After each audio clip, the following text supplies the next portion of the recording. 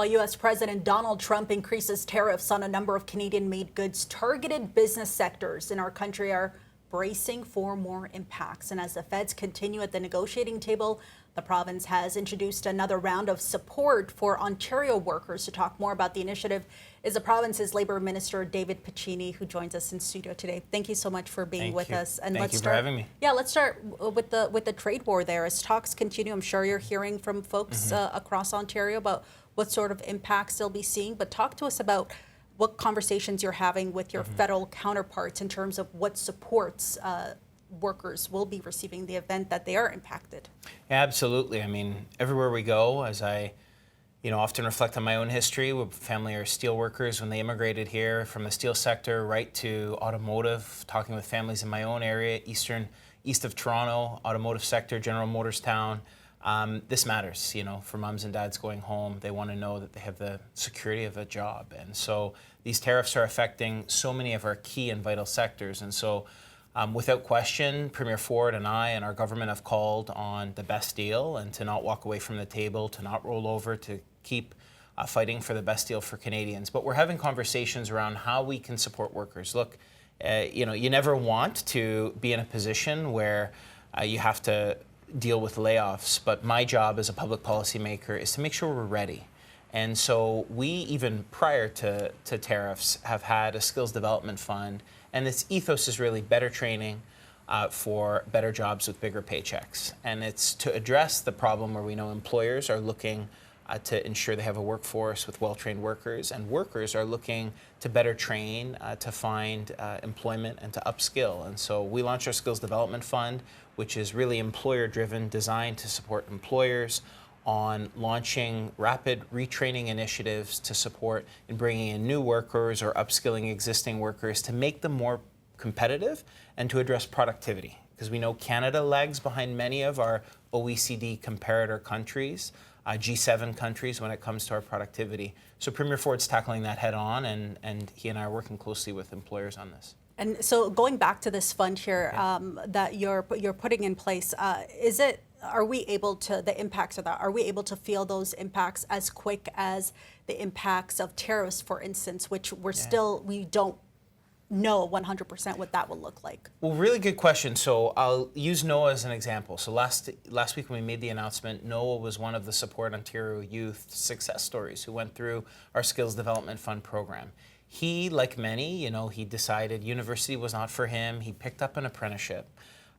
He is now approaching his certificate of qualification. He's gone through level 1, 2, and 3. He can earn while he learns. He's working at Ontario shipyards. We know we have to spend more on our defense, and Ontario shipyards are a part of that shipbuilding strategy we have nationwide, and he's got a great job. And to see his dignity, his sense of self-worth and purpose at that podium, I mean, at its core, forget the millions of dollars. It's about stories like NOAA that are guiding us in our Skills Development Fund. You mentioned NOAA as a youth, so I want to talk about the youth unemployment rate. That's for people aged 15 to 24 in Ontario, 15.8% in June. That's the rate that it's at.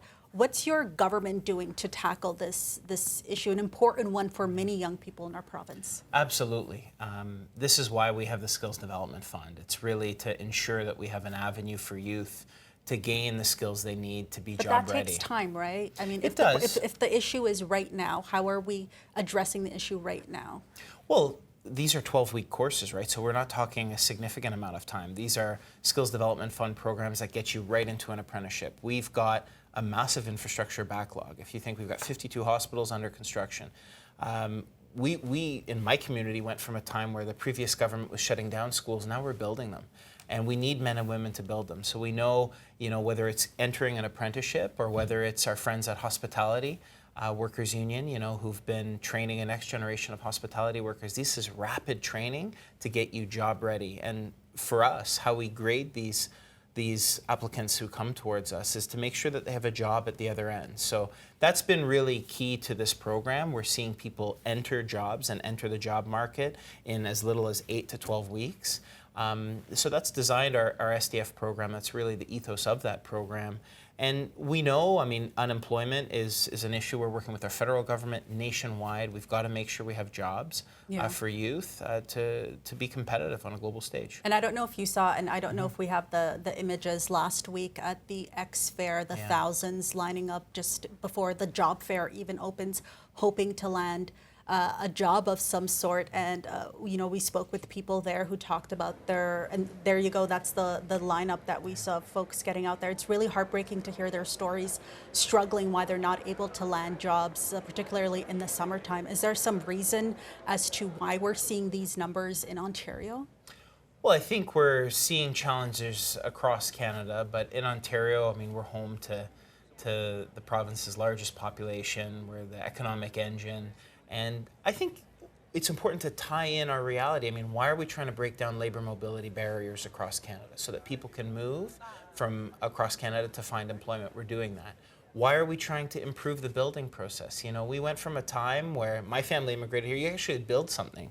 Today, it's permit after permit, approval after approval, you're years in the building process. We've normalized a 15-year process in mining, for example.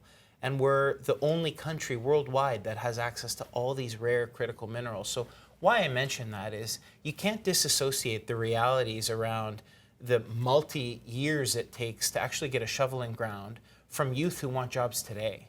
So we've got to streamline that. We've got to build faster. These are things where we're talking with our municipal and federal counterparts on to really unlock the economic might that is Ontario. We could be building mines, you know, tunnels, subway.